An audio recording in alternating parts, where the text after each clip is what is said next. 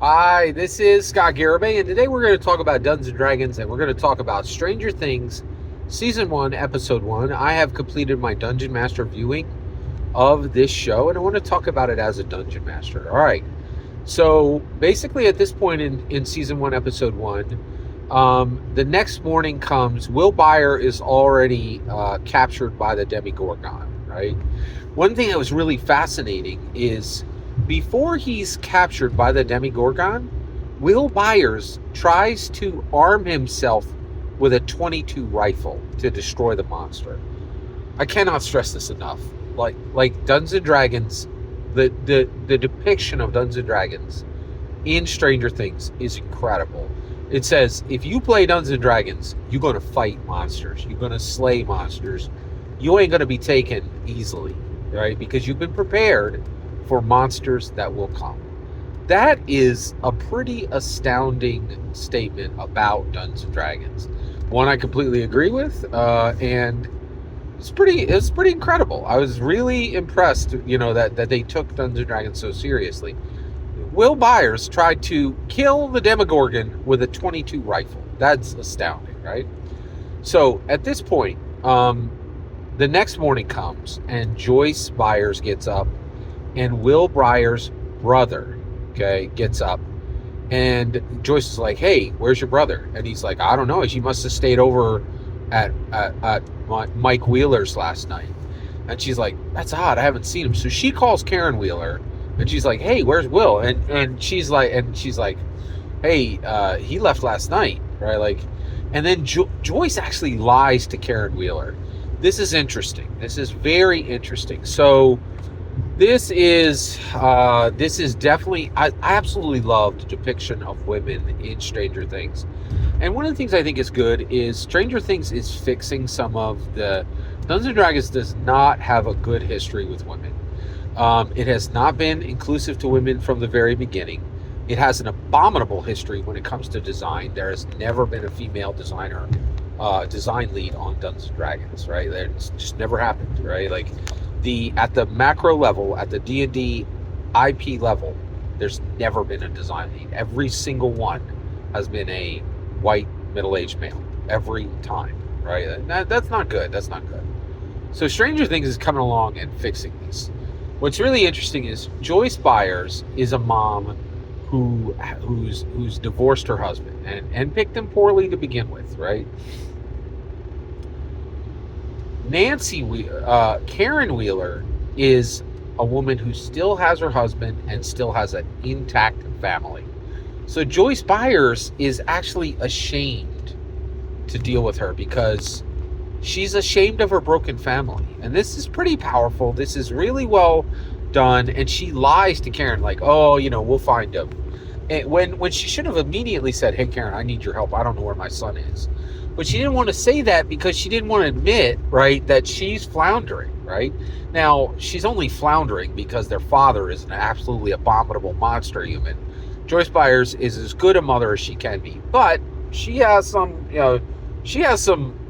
responsible for this. She picked the loser of a husband. She picked the loser of a father. And then she had 2 kids with him, right? Like, so she's in the mix here, right? Like, she's not innocent. She's not innocent, in my humble opinion, right? But I do have incredible sympathy for her because she made mistakes in the past, but she loves her boys and she is living for them now. She is living for them now, right? She is intent to fix and I got a lot of respect for that, right? I love Joyce Byers' character in this show.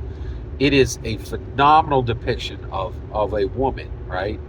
And I was really incredibly impressed with just how this whole thing went down, right? So Joyce Byers lies to Karen Wheeler. It's like, we'll find him. But at this point, she realizes her son is gone. She immediately goes to Jim Hopper. Now, this is interesting, okay? She goes to Jim Hopper. He does not take her serious. He's like, "Oh, I'm sure your son will ride home this afternoon." She's reporting a missing child. And the law enforcement in Hawkins, Indiana, immediately fails her. Immediately. Doesn't take her serious. Doesn't start looking right away. She has to impress on him. Get looking now, right? Like, she has to press him. Now, to Jim Hopper's credit, she presses him. He's on it. Like, he starts right away, right, to look for Will Byers, all right? Then, this is a huge part of the show, right? We get introduced to 11. 11 has escaped from the lab, all right? And she is wandering in the woods. And she does not have the right shoes. She does not have the right clothes. Her head is shaved. She is clearly like some kind of experiment victim, right? And she stumbles into Benny Hammond's diner, right? Benny Hammond's diner. Now this gets interesting, okay? So let's talk about Benny Hammond. Benny Hammond is blue collar, right? He is, just a chef in a diner. Real down to earth guy, right? And he thinks that 11 he doesn't even know her name yet. He sees this urchin child in his kitchen eating food that was made for an order, and he starts to chase her, and then he realizes, oh my gosh, this child is in need, right? So he feeds her. But then he says, where's your mom and dad? He thinks this is a normal child. She doesn't even have a mom and dad, right? She has been separated by her mom and dad, tell me if I'm wrong here, by the U.S. government. That is incredible. So look what's happening, right? Oh, yeah, so by her mom and dad. So look at so one of the stories in Stranger Things Season 1, Episode 1 is how institutions fail Americans. U.S. government fails America. Law enforcement fails America, right? Now, to his credit, Jim Hopper, as soon as he gets a swift kick in the butt, virtually, from Joyce Byers, begins to move, right? He does start working on it right away. But he had to be convinced, and that should not have happened. Like, somebody says, hey, my kid's gone, man, you should swing into action and fix it, right? Like, Jim Hopper was wrong there, right?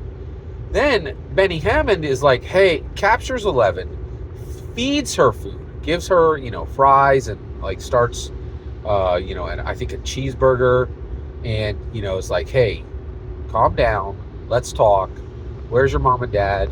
And is trying to draw her out to find out where her mom and dad is, right? But he betrays her. He calls child services. I think that was a mistake, and the reason why is we've already seen law enforcement fails, U.S. government has failed, and sure enough, child services fails, right? They send an assassin who kills Benny Hammond, and then 11 runs off, right? And she runs off into the suburbs, and guess who she finds? Dun, dun, dun! Dustin, Lucas, and Mike. They all come across 11. They realize that she is connected in some way. They have an idea. They all know Mike is, that they all know Will Byers is missing at this point. They are very upset by this.